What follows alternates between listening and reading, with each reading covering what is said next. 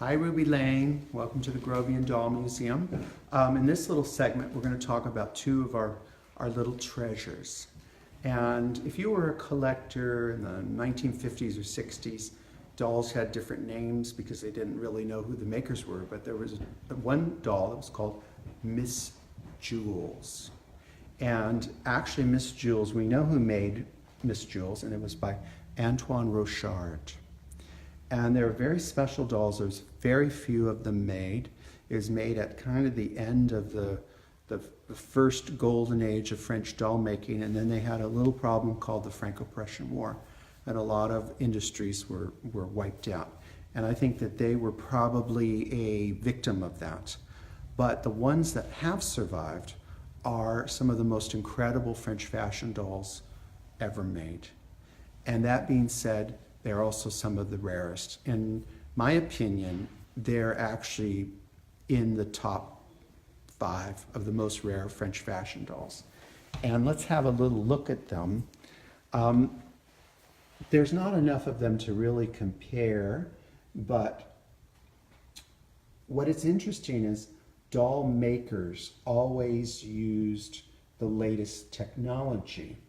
And Lord Stanhope invented a mechanism to use photography and these little jewels. And if you could look into the jewels, because the camera won't catch it, each one of these jewels has a photographic image, tiny, almost microscopic image of almost, and as far as I know that I've ever seen, all of the images are orientated to religion. They will be the Station of the Cross, Jesus, Joseph, Mary, etc. So they were kind of a devotional piece.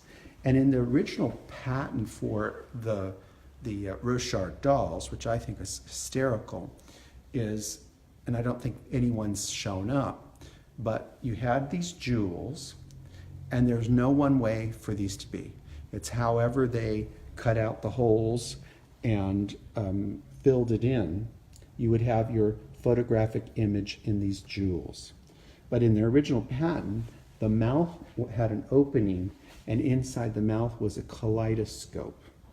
But I've never seen one of those that has survived. But it would be kind of funny, you're looking in a doll's mouth to see a kaleidoscope. But in order to illuminate the jewel, you have to have an opening. So here's what's very special about a Rochard is the back shoulder plate is opened like so. And if you did not know that that's the way it's supposed to be, you might think, oh my, there's a big hunk out of my Rochard. And it's not. It's the way it's supposed to be, because that gave the light so that you could actually see. You can see them in life, but if you're like me, you have to get your big magnifiers out and look in closely to see them. But again, as I said, there's no two that are like. When they did the shoulder plate, they punched these holes, and each person that punched the holes did them in a different way, and then all this beautiful chain work then was inlaid with the stones, which are just glass bubbles, really. And I haven't ever seen one actually ever, and I've been lucky to examine quite a few, that are absolutely perfect, like all the stones are there. I think it's almost like an impossibility for them to all be there. And as far as care to these go, do not take your Windex out and squirt it and drench it, because you know what you'll do? The moisture will get in and it'll wipe the photographic image right away. It'll be gone. So we were very fortunate to find this wonderful piece. And, you know, I think that there are probably less than a dozen of them in the world. I mean, there are some that are in prominent places like the Strong Museum or the Princess Grace Museum in Monaco. And then there's I think I know of 2 collectors in America that have them. So they really are a very, very rare piece. And the other one that I want to show you Did you get enough of that, Rachel? We got a lot of it. Okay. And she is so fabulous. And Amazing. And with that swivel head. She's been copied by, we're very supportive of doll artists that are doing work, and we've shared a lot of photographs of her so that doll artists can recreate their version of the Rochard. And we're happy to do that because you want to keep the art of doll making going. We also love her fan. Yes, and that is, that was not in the show Fantastic, but that is a wonderful piece. Yes. That when we received it, I thought it was a little bigger than I thought I wanted it to be, but it actually worked out perfect for her scale, because not all dolls are 16 inches tall. Mm-hmm. But this little wonderful piece is one of my favorite dolls. And I've talked a lot about in these seminars about opportunity and positive thinking. And David and I were doing a show in Los Angeles at Universal Studios. And there were some international dealers at the show. And one group had wonderful things, but I was very busy setting up our booth, and David was very busy helping everyone in the show except for me set up their booth and haul their boxes in and being a good guy. And I was getting a little annoyed with him, but I figured I can't change that.